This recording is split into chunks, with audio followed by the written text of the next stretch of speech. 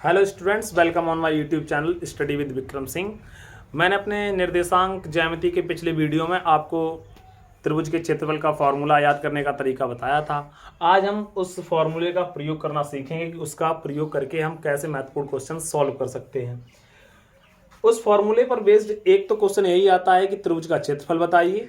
दूसरा जो सबसे इंपॉर्टेंट क्वेश्चन उससे आता है वो आता है संरेख से संबंधित। किससे? संरेख से, कि संरेख बिंदुओं से। तो उसमें कहा जाता है कि ये बिंदु संरेख हैं। तो हमें समझना ये होगा कि संरेख किसे कहते हैं। तो संरेख वे बिंदु कहलाते हैं जो बिंदु एक ही रेखा के ऊपर उपस्थित होते हैं। तो एक ही रेखा पर मौजूद बिंदु क्या कहलाते हैं? संरेख कहलाते हैं। और अब आप देख सकते हैं कि इन बिंदुओं से कोई भी त्रिभुज का निर्माण नहीं हो सकता है। त्रिभुज का जो क्षेत्रफल होगा कैसा हो जाएगा? शून्य। तो जब किन्हीं दिए गए बिंदुओं से निर्मित त्रिभुज का क्षेत्रफल शून्य आ जाता है तो हम कह देते हैं कि ये तीनों बिंदु कैसे हैं? संरेख हैं। तो यहां पर हम एग्जांपल ले लेते हैं। जैसे कि यहां पर एक क्वेश्चन दे रखा है। क्वेश्चन है कि सिद्ध कीजिए कि निम्नलिखित बिंदु संरेख है।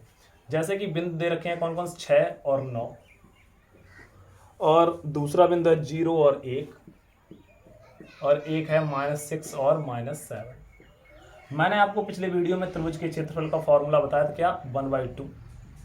उसके बाद हम क्या लिखेंगे? x1, और अंदर जब यहाँ 1 लिख लिया यहाँ पर तो अंदर अब 1 नहीं आ सकता है, तो by2 - by3। यहाँ पर हम क्या लिखेंगे? माइनस, और फिर लिखेंगे x2। जब यहाँ पर 2 आ गया तो अंदर अब 2 नहीं आ सकता है, तो यहाँ पर हो जाएगा by1 - by3।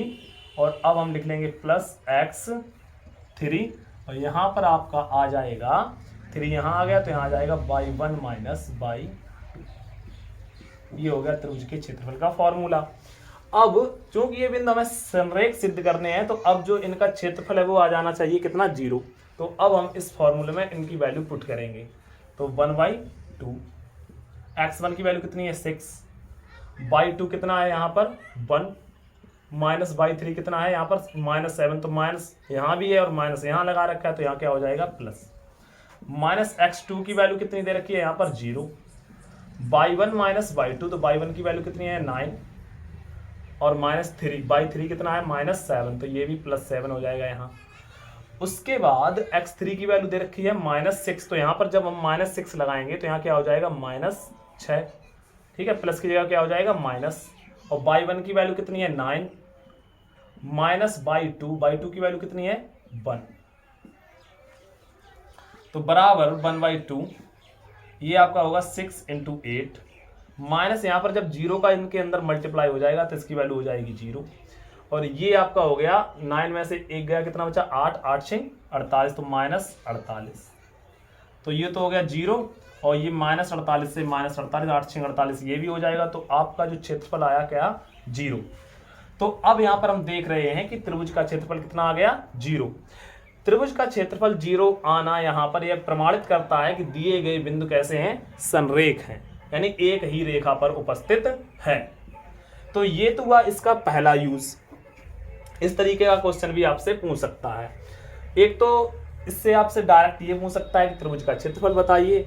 दूसरा, इसमें जो सबसे इंपॉर्टेंट क्वेश्चन बनता है बोर्ड पेपर के लिए, यही कि सिद्ध कीजिए कि बिंदु संरेख हैं। तो हम इसी तरीके से त्रिभुज का क्षेत्रफल निकाल कर देखते हैं। अगर त्रिभुज का क्षेत्रफल शून्य आ जाता है तो वे बिंदु कैसे कहलाते हैं? संरेख कहलाते हैं।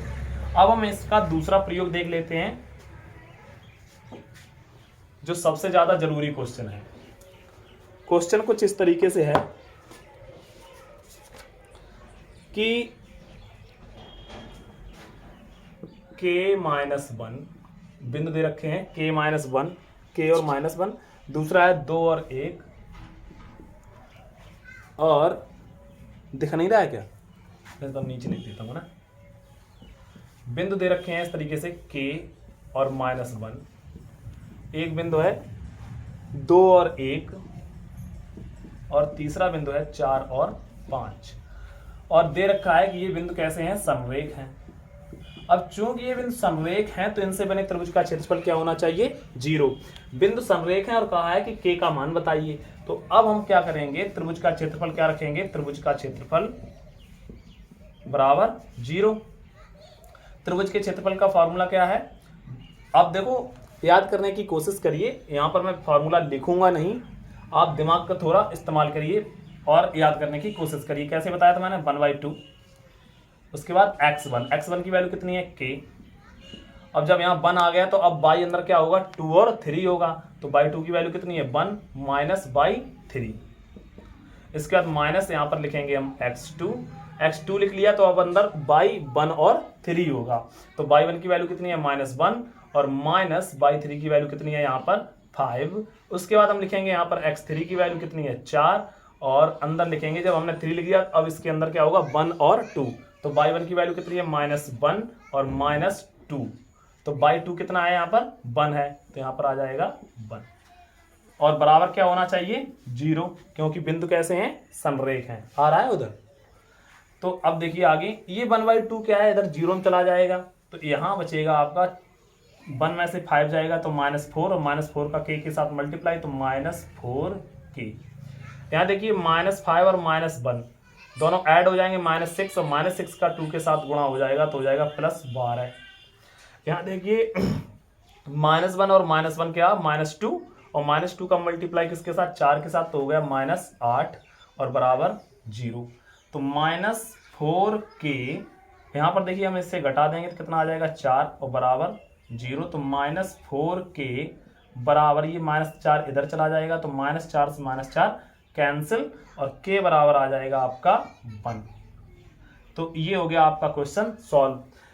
बहुत ही इंपॉर्टेंट क्वेश्चन है, इसी पैटर्न पर बेस्ड बोर्ड परीक्षा के अंदर बहुत सारे क्वेश्चन पूछे जा चुके हैं अब तक। आप इसको अच्छी तरीके से प्रैक्टिस करें।